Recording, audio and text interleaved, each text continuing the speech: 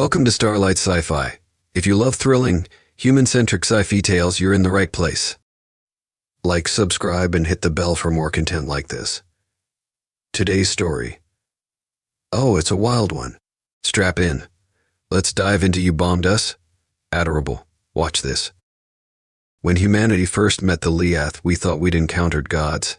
Towering, telepathic beings capable of vaporizing starships with a thought. They saw us as insects. To them, we were primitive apes stumbling through space. They didn't see a threat, until it was too late. It began without warning. On a warm summer morning, the skies above Earth split apart. Shimmering vessels, each the size of small continents, descended through the atmosphere like floating cities made of liquid metal. They didn't come in peace, nor did they bother with diplomacy. The Leath, as humanity would later come to call them, considered such things beneath them. These beings were conquerors, not negotiators. The arrival was spectacular in its scale, but the awe quickly gave way to terror. The ships positioned themselves over major cities: New York, Tokyo, London, Shanghai, casting sprawling shadows over millions of people. When their weapons fired, it wasn't with the roar of explosions, but with a chilling, soundless energy that reduced everything it touched to ash. In mere minutes, entire cityscapes were obliterated, leaving behind only blackened craters where humanity's greatest achievements had once stood. The global response was chaos. World governments scrambled to deploy their most advanced military assets: hypersonic jets, railguns, missile defense systems, and even experimental space-based weaponry. But it was futile. The Leath ships were impervious to conventional attacks, their hulls absorbing every strike as though they were being pelted by raindrops. Human ingenuity had built weapons capable of devastating our own world, but against the Leath, they were laughably inadequate. The Leath themselves were as terrifying as their technology. Towering beings standing over 3 meters tall, they appeared almost ethereal. Their forms seemed to shimmer and shift, their bodies composed of a semi-translucent material that pulsed with a faint, internal light. Though they spoke no words, their presence carried an oppressive weight. Entire crowds of people froze in place, overwhelmed by the psychic pressure the Leath exuded. The attack wasn't just physical, it was psychological. The Leath didn't need to announce their dominance. They made it clear in their actions. One moment, a bustling metropolis teemed with life.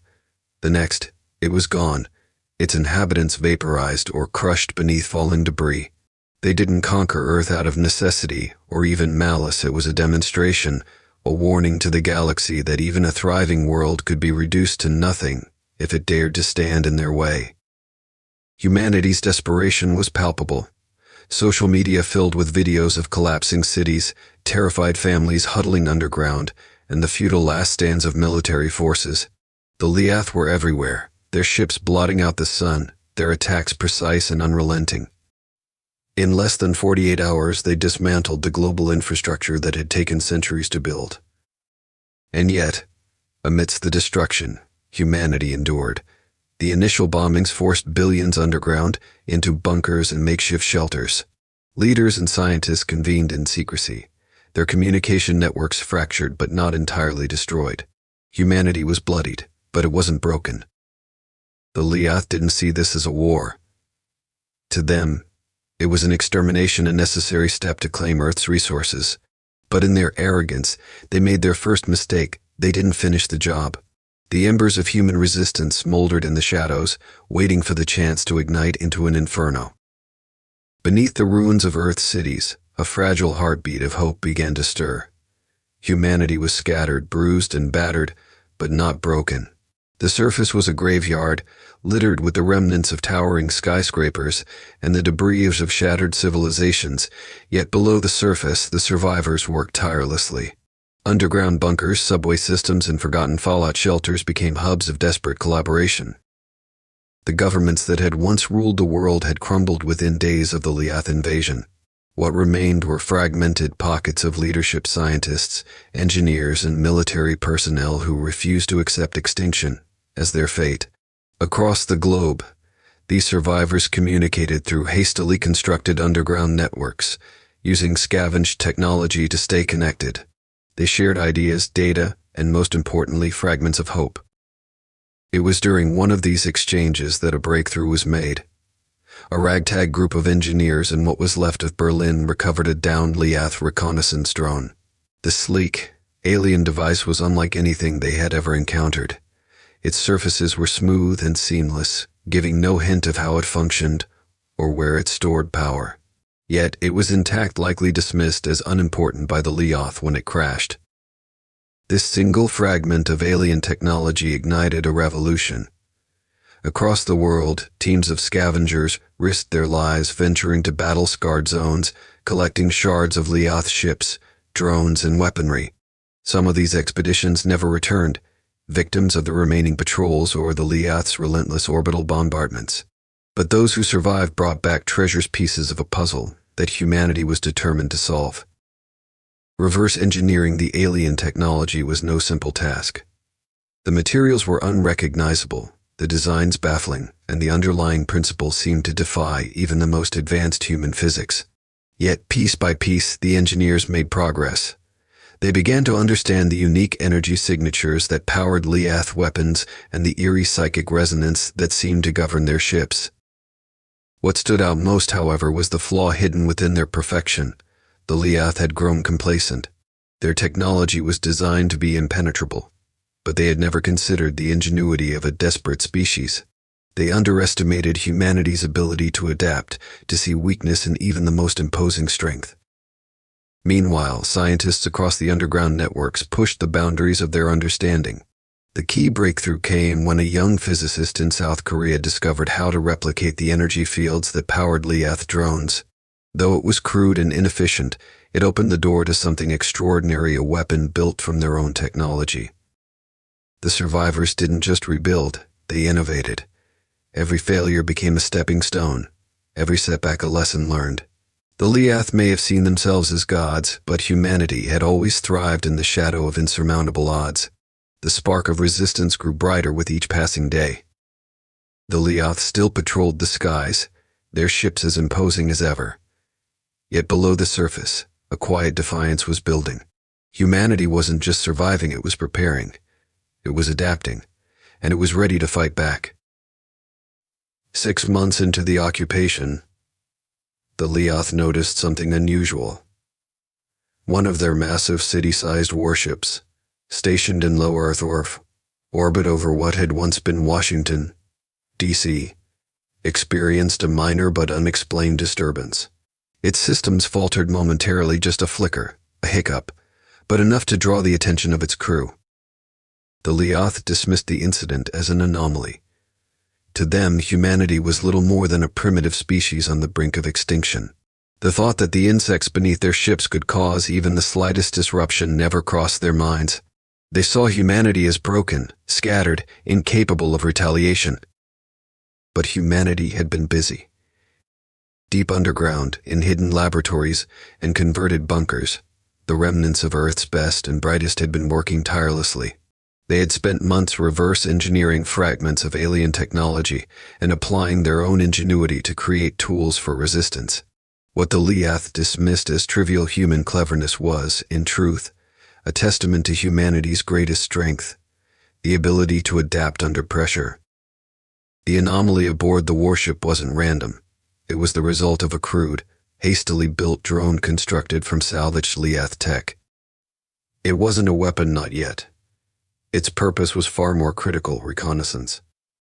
The drone had been launched from an underground facility using a repurposed missile silo.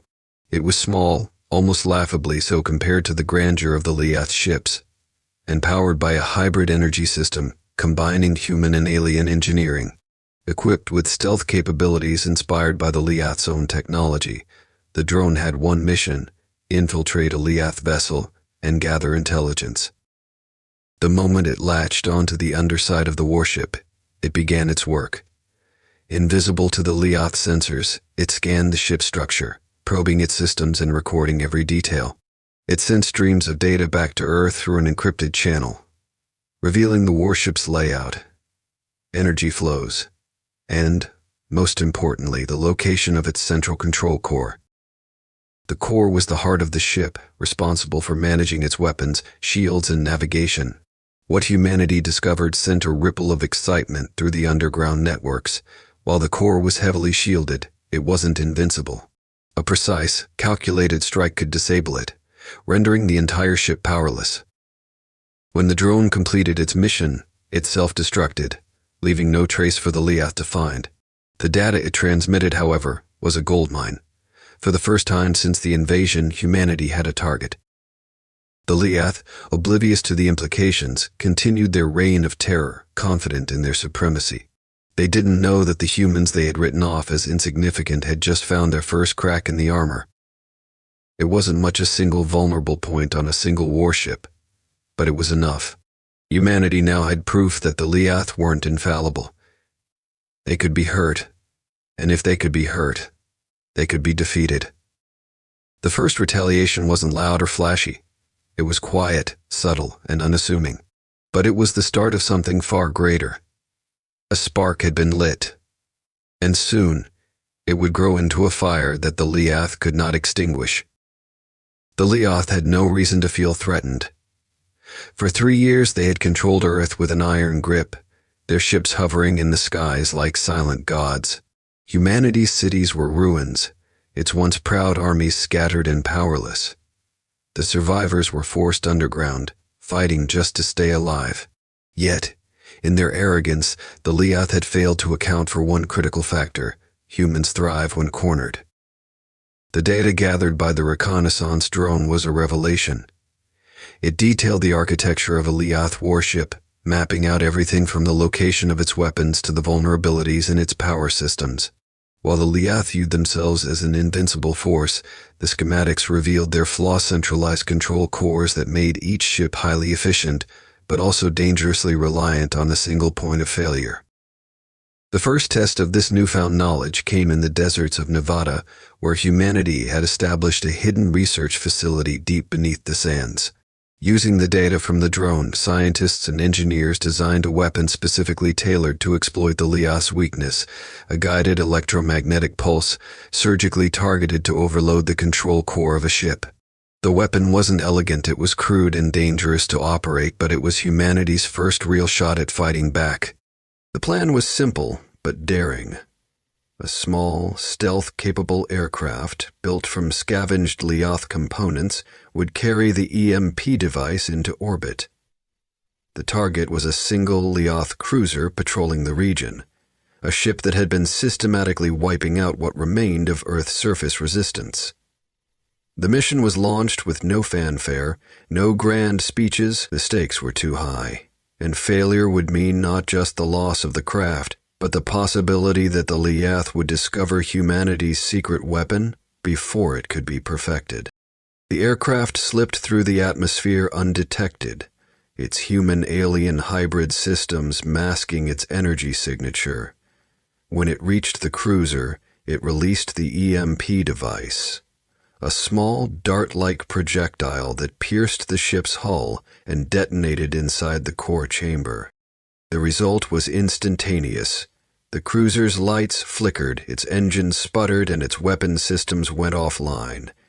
For a moment, it hung in the sky like a wounded beast, its once imposing form now vulnerable.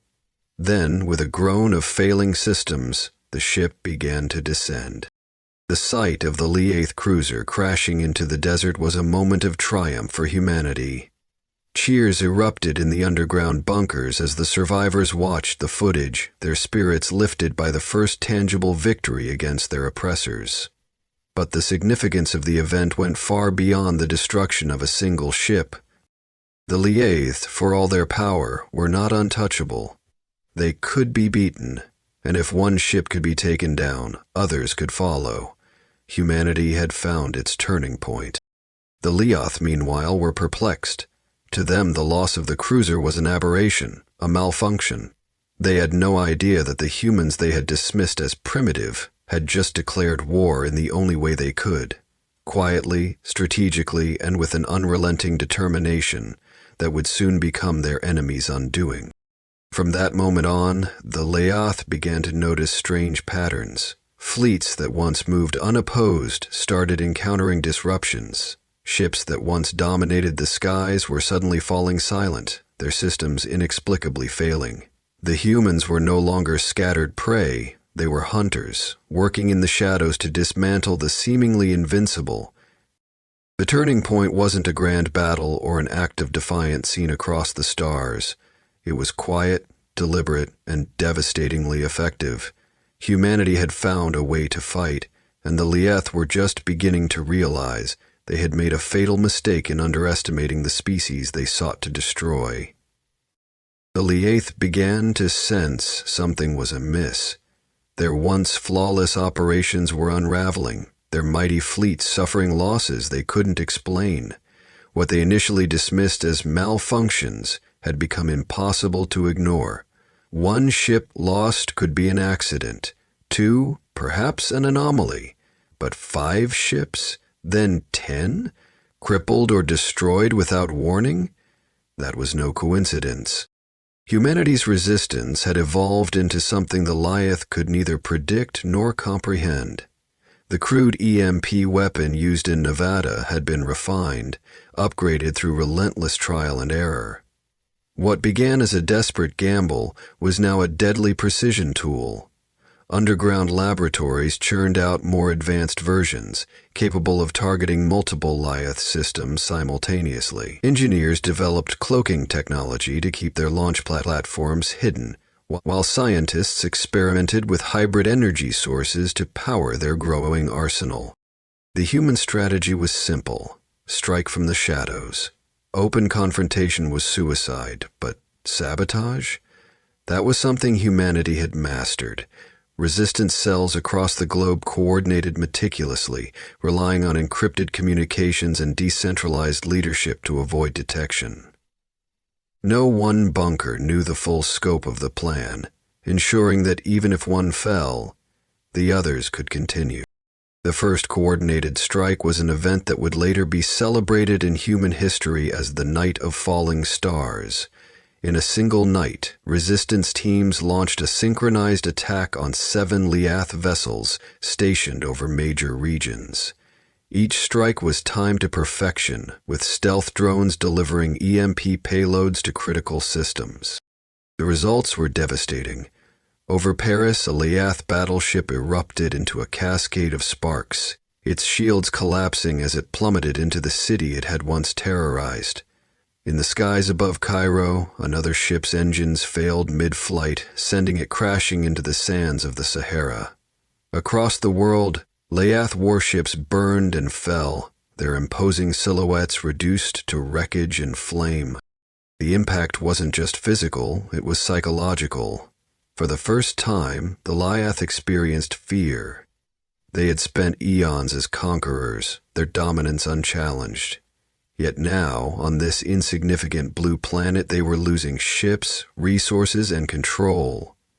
Their arrogance had blinded them to humanity's potential, and now they were paying the price. Despite their advanced technology, the Lieth were ill-prepared for guerrilla warfare. Their systems were designed for overwhelming power and open dominance, not subtlety. They had never faced an enemy that refused to fight on their terms, an enemy that adapted faster than they could respond. But the humans weren't invincible. For every success, there were losses. Resistance cells were discovered and eradicated, their bunkers obliterated by orbital bombardments. Brave men and women gave their lives to ensure the mission succeeded, knowing that failure meant extinction. Yet even in the face of such sacrifices, humanity pressed on. The victories began to shift the balance of power. The Lieth's fleet, once an unassailable force, was now fragmented. Their patrols grew more cautious, their ships retreating to higher orbits to avoid further ambushes. For the first time, the skies above Earth weren't entirely theirs. The world began to change. Survivors in underground shelters whispered of hope. The resistance was no longer a desperate fight for survival. It was a campaign of reclamation. Humanity was no longer content to merely exist in the shadows.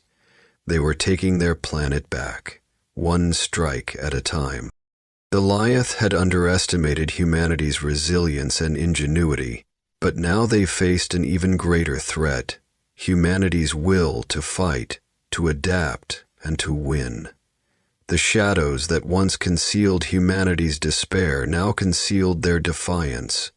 The war wasn't over, but for the first time, it wasn't one-sided. Earth was no longer a planet under siege. It was a battlefield. The Leath were unraveling. The war they had dismissed as little more than an extermination campaign had spiraled into chaos. Their once cohesive fleet, designed for intimidation and overwhelming dominance, was fractured, their ships falling one by one to the invisible force rising from below. For the first time in their history, they weren't just facing resistance. They were losing. It wasn't just the destruction of their ships that unnerved them. It was the precision of the attacks. Every strike was deliberate, targeting key vessels that controlled patrols or supply lines. Entire regions once under tight Leath control were now vulnerable, their dominance slipping like sand through their fingers. The humans weren't merely fighting back. They were dismantling the invaders' grip on the planet, piece by piece. The Leath response was brutal. Orbital bombardments became more frequent and indiscriminate. Cities that had already been reduced to rubble were hit again, leaving nothing but smoldering craters. Even remote areas, once thought safe, were targeted in desperate attempts to root out the resistance. Yet, the humans had grown adept at vanishing into the earth, their networks too decentralized for the Leath to fully extinguish. Every time the aliens thought they had destroyed the rebellion, new strikes would emerge from seemingly nowhere. What the Leath failed to understand was that the very destruction they unleashed was fueling humanity's fire. Every bunker reduced to ash, every shelter crushed under falling debris was another reason to fight harder. The survivors had nothing left to lose, and everything to gain. The resistance, now operating as a near-global network, had shifted from defense to offense. Salvaged Leath technology was no longer just a tool for survival, but a weapon for domination. Engineers had developed a new device, codenamed Eclipse. It was a planetary-scale electromagnetic disruptor designed to cripple an entire fleet at once. The device was experimental and untested, a culmination of years of desperation and ingenuity. Its creators weren't certain it would work, but if it did, it could bring the Leath to their knees. The Resistance's leadership agreed it was time to risk everything. The plan was audacious. Eclipse would be launched from a hidden facility in the Andes, where the Resistance had constructed an underground base large enough to house the massive device. The Leath fleet would be lured into a trap, their ships drawn into low orbit over South America by a coordinated wave of false energy signals, an illusion of large-scale resistance activity. Once they were in position, Eclipse would activate, sending a concentrated electromagnetic pulse across the hemisphere. The risks were staggering. If Eclipse failed, the Leath would undoubtedly retaliate with overwhelming force, targeting the base and any remaining human strongholds. But the Resistance had no choice. The Leath's grip on Earth had to be broken. The preparations were meticulous. Resistance cells across the globe coordinated their efforts, ensuring that every remaining asset was dedicated to this final push. Stealth drones, hack Leath systems, and human ingenuity worked in tandem to execute the plan. The signal decoys were launched, painting a picture of widespread human activity in South America. The Leath took the bait, their fleet repositioned, descending into lower orbit to prepare for a concentrated assault. The Resistance watched from hidden bunkers, their breath held as the alien ships hovered over the Andes like a storm waiting to unleash its fury. The countdown began. Deep underground, engineers activated Eclipse, the device's core humming with an energy unlike anything humanity had ever unleashed. The Leath ships were in position, their sensors scanning the terrain below, unaware that the trap was about to spring. And then, with a deafening hum that reverberated through the mountains and the earth itself, Eclipse fired. A blinding wave of energy surged upward, invisible to the naked eye but devastating to the Leath fleet. One by one, their ships went dark. Lights flickered and died, engines sputtered, and weapons systems failed. The once imposing vessels hung in the sky like wounded beasts, their power stripped away in an instant. For a moment there was silence, and then the first ship fell. Like a dying star, it plummeted toward the earth, crashing into the mountainside in a deafening explosion. Another followed, and then another. The sky was filled with the wreckage of the Leith fleet, their dominance shattered in a single blinding moment. The resistance didn't cheer yet. They knew the war wasn't over. But for the first time, they had done more than survive. They had taken the fight to the enemy and won. The breaking point had come, and it was the Leith who had broken. The destruction of the Leith fleet over the Andes sent shockwaves through both sides of the conflict. On Earth, the resistance celebrated cautiously, their joy tempered by the knowledge that the battle wasn't over. In the silence that followed the devastating success of Eclipse, humanity braced itself for the inevitable retaliation. For the Leith, the loss of their fleet was a humiliation unlike any they had ever experienced. This wasn't just a military failure, it was a collapse of their image as an unstoppable force. The survivors of the fleet regrouped, retreating into higher orbit to assess the damage. What remained of their command structure boiled with rage and desperation. The humans had proven far more dangerous than the Leith had ever anticipated. In their arrogance, they had underestimated the very qualities that defined humanity: resilience, ingenuity, and the ability to turn even the direst circumstances into an opportunity for triumph. The Leith's response was swift and brutal. They deployed their final weapon, a colossal flagship, the Veneration, which had been stationed on the fringes of the solar system as a failsafe. This ship was unlike any of the others that humanity had faced. It was a fortress, armed with experimental weapons and shielded by layers of energy fields impervious to any known attack. It wasn't just a ship. It was an announcement that the Leith would not leave Earth without extinguishing every trace of resistance. As the Veneration entered Earth's orbit, it unleashed its wrath. The ship targeted what remained of Earth's surface with precision strikes, obliterating anything it detected as a possible human outpost. Resistance leaders knew that their underground bases could not remain hidden forever.